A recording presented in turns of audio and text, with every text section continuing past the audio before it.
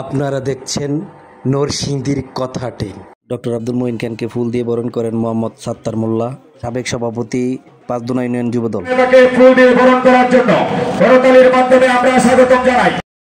পাঁচদোনা ইউনিয়নে ডক্টর আব্দুল মঈন খান তার আগমনে পথসভায় প্রধান অতিথি হিসাবে উপস্থিত ছিলেন ডক্টর আব্দুল মঈন খান, সাবেক মন্ত্রী ও জাতীয় স্থায়ী কমিটির সদস্য বিএমপি। উক্ত প্রোগ্রামে সভাপতিত্ব করেন মোহাম্মদ বাচ্চু মিয়া, মেম্বার সভাপতি পাঁচদোনা ইউনিয়ন বিএমপি। আরও উপস্থিত ছিলেন মোহাম্মদ লালু, মেম্বার সিনিয়র সহসভাপতি পাঁচদোনা ইউনিয়ন বিএমপি। আরও উপস্থিত ছিলেন তারিফ হোসেন রানা, সাধারণ সম্পাদক পাঁচদোনা ইউনিয়ন বিএমপি। বক্তব্য রাখেন ডক্টর আব্দুল মঈন খান ও বিএনপির সকল সংগঠনের নেতৃবৃন্দ। এই আলোচনা সভার সম্মানিত প্রধান অতিথি ডক্টর আব্দুল মঈন খান স্যার মঞ্চে এই আলোচনা সভার আমি বলবো স্যারের সুনাম যেভাবে সারা বিশ্বে এবং বাংলাদেশের সুনাম ধন্য স্যার, সেই সুনাম রক্ষককারী আমরা যেন রাজনীতি করি সবাইকে বলবো, এবং ভবিষ্যতে স্যারকে যেন সামনে নির্বাচনে বিপুল ভোটে বিজয়ী করে স্যারকে আমরা সংসদে পাঠাতে পারি। স্যার যেন আমাদের এলাকার উন্নয়নে আমাদের দিকে একটু খেয়াল করে, স্যারের প্রতি এই আহ্বান জানাচ্ছি।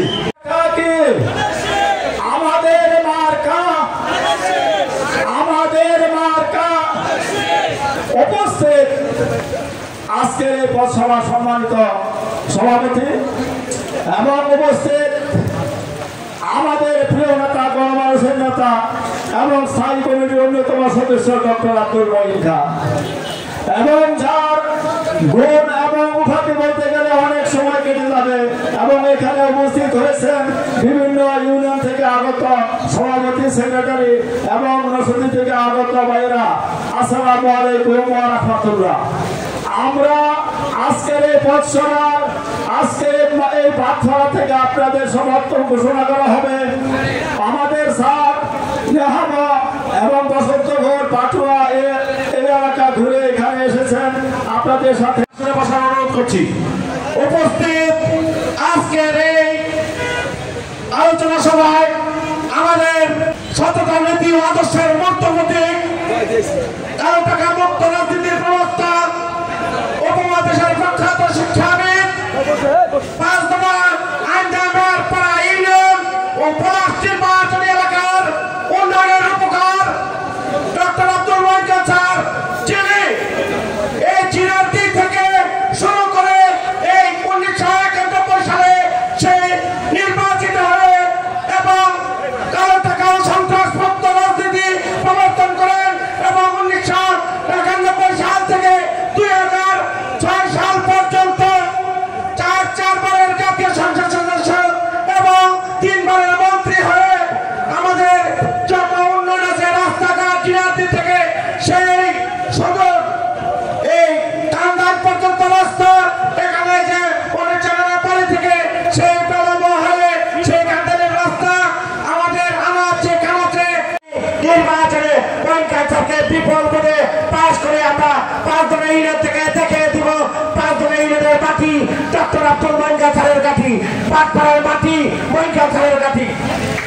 সংগ্রামী সাথী বন্ধুগণ, পরিচালনা উপস্থাপনা করেন মোহাম্মদ সাত্তার সরকার, সিনিয়র সহসভাপতি পাঁচদোনা ইউনিয়ন যুবদল। নির্বাচনী এলাকা থেকে ধানের শীষের প্রতীক নিয়ে আপনার আমার ভোটে বাংলাদেশ সরকারের সাবেক এমপি সফল মন্ত্রী হয়েছেন প্রিয় নেতা, প্রিয় আস্থা ভাজন।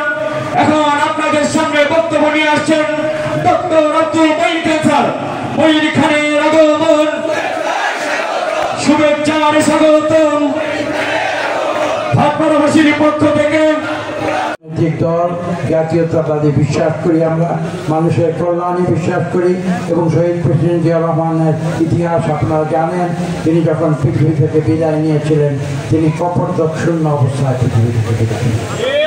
কাজে আজকে আসুন আমরা জিয়া রহমানকে আদর্শ করে আমরা রাজনীতি করি, তার জীবন থেকে আমরা শিক্ষা লাভ করি, এবং ভবিষ্যতে এদেশে আমরা যেন এমন একটি সিস্টেম, এমন একটি শাসন প্রক্রিয়া আমরা তৈরি করে যেতে পারি, যেখানে দেশের মানুষ সুখে শান্তিতে বসবাস করে। তৈরি আবহাওয়া বৃষ্টিতেও স্লোগানে মুখরিত মিছিল নিয়ে ভাটপাড়া প্রোগ্রামে স্থলে উপস্থিত হয় সকল ছাত্রদল ও যুবদল ও সকল অঙ্গ সংগঠনের বিএনপির নেতাকর্মী নেতৃবৃন্দ জনগণ।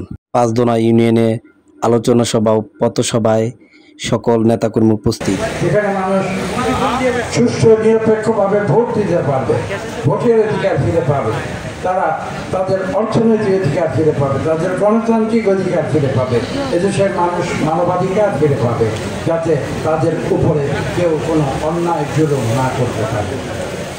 সেই আদর্শে বিশ্বাসী হয়ে আমরা বিএনপি করি।